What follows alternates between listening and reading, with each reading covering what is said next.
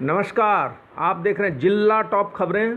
सबसे टॉप खबर आज की है कि भाजपा से 4 बार विधायक रहे और राष्ट्रीय मंत्री के पद को सुशोभित करने वाले भी रामेश्वर चौरसिया ने आज एक बयान में कहा है कि भाजपा और लोजपा का गठबंधन ही बिहार में असली गठबंधन है। ये बात उन्होंने आज सासाराम विधानसभा से लोजपा के उम्मीदवार के रूप में नामांकन करने के बाद पत्रकारों से बातचीत करते हुए कही।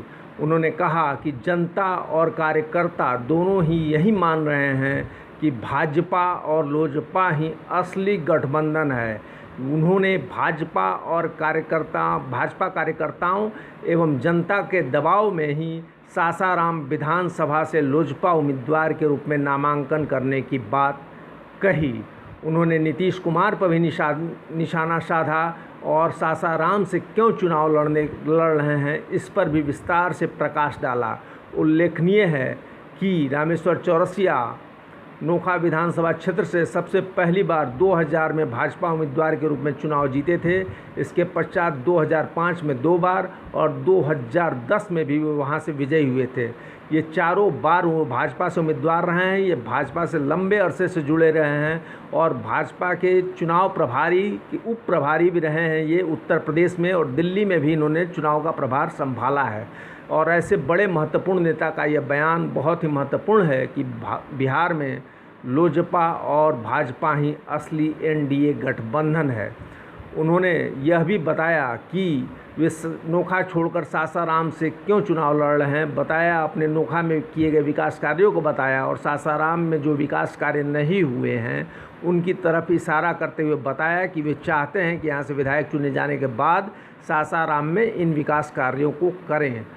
साथ ही उन्होंने नीतीश कुमार पर कड़ा निशाना साधा और कहा कि अब बिहार की जनता उन्हें मुख्यमंत्री के रूप में नहीं देखना चाहती, इसलिए लोजपा और भाजपा गठबंधन की तरफ जनता अब उम्मीद से देख रही है और उसी उम्मीद को पूरा करने में वे अब लग गए हैं।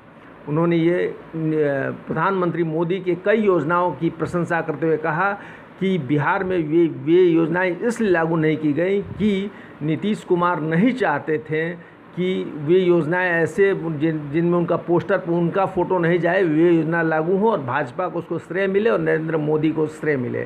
सुनिए क्या क्या कहा नामांकन के बाद रामेश्वर चौरसिया ने। आज मैंने 2008 सासाराम से नामांकन किया, 208 सासाराम से नामांकन किया। ऐसे तो मैं नामांकन नहीं करना चाहता था, लेकिन इस बार जो गठबंधन हुआ उसमें ऐसा लगा कि बीजेपी अपनी सब सीटें सरेंडर करते जा रही है जमीन। और कल जब मैं एरिया में घूमने लगा पूरे जिला के, तो कार्यकर्ताओं में बड़ा रोष था क्योंकि हमारी परंपरागत सीटें भी चली गई और कार्यकर्ता रोने लगे कि हमारा तो कोई बचा नहीं। टिहरी से जो सीट भी मिला है वो आरजेडी से आए हैं, हमारा कोई नहीं था। तो लगा कि उन लोगों का प्रेशर था कि नहीं आप लोजपा से आइए, क्योंकि मैंने देखा कि जनता और कार्यकर्ता बीजेपी को वो लोजपा भाजपा को ही असली एनडीए मान रहे हैं। वो जेडीयू का मुख्यमंत्री का तो कोई नाम ही नहीं लेना चाहता।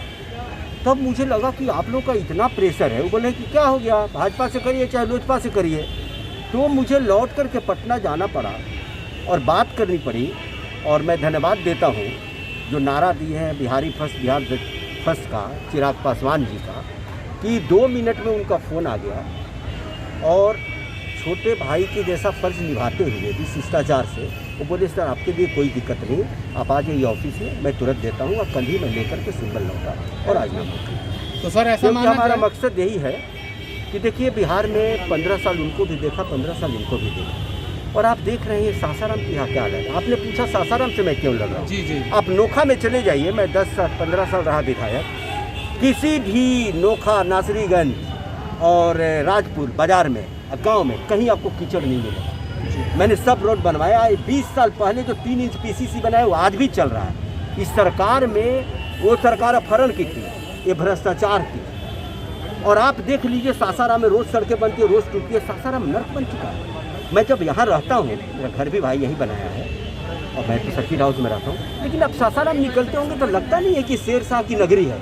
6 साल में शेरशाह सूरी पूरे पेशावर से लेकर के कलकत्ता तक रोड बना देगा, चमकता हुआ जीटी रोड उस जमाने में। और आप 15 साल की दुहाई देते हैं कि और हमको चाहिए, इसलिए चाहिए। 15 साल में तो फिजा बदल जाती है, एक दिन में तो सिक्का निकल जाता है। 15 साल में एक सासाराम का कचरा नहीं धो पाया, न पानी की समस्या से निजात दिलाए लोगों को, न जाम की समस्या से, न गंदगी से। नरेंद्र मोदी जी इतने पैसे दे रहे हैं स्वच्छता के नाम पर। और मैं आपको एक उदाहरण बताऊंगा तो आपको आश्चर्य होगा। पहले गरीबों के लिए होता था इंदिरा आवास। क्या हम करते थे इंदिरा आवास में? वो 20,000 दे दिए, अधिकारी सब बांट के खा जाते थे, वो गरीब मर जाता था। क्या किया माननीय नरेंद्र मोदी जी ने? माननीय नरेंद्र मोदी जी ने घर बना करके देना शुरू किया। और मैं यूपी का प्रभारी था, आपको बता दूं, भाजपा में। एक साल में लोकसभा के पहले 11 लाख घर यूपी के भाजपा सरकार योगी जी के नेतृत्व में और केंद्र में मोदी जी के नेतृत्व में लोगों को हैंडओवर किया। कलकत्ता में हमारी सरकार नहीं है, ममता जी हैं, उन्होंने 10 लाख बना के किया। यहाँ नीतीश जी इसलिए नहीं बनाए कि उन पर उनका फोटो नहीं लगता, क्योंकि हम लोग बाथरूम भी बनवाते थे तो उन पर हमारा नहीं फोटो लगता था, विधायक का, उन्हीं का लगता था। उनको फोटो लगवाने का, टीवी पर चमकने का शौक है, जनता ही कीचड़ में पड़ी रही। इसीलिए मैंने सासाराम से लड़ने का फैसला किया। सर मुद्दा क्या रहेगा इस चुनाव में? मुद्दा का बिहारी फर्स्ट, बिहार फर्स्ट, विकास हमारा मुद्दा है। क्योंकि नरेंद्र भाई मोदी की सरकार जैसे चल रही है वैसे ही बिहार में विकास हो, हमें चाह रहे हैं। क्योंकि उनके तो पैसे का तो खर्च नीतीश जी कर ही नहीं पाते हैं, क्योंकि नाम मोदी जी का लगेगा वोट पे। जब चुनाव आता है तब वो मोदी जी उनको याद आते हैं। इसीलिए इस बार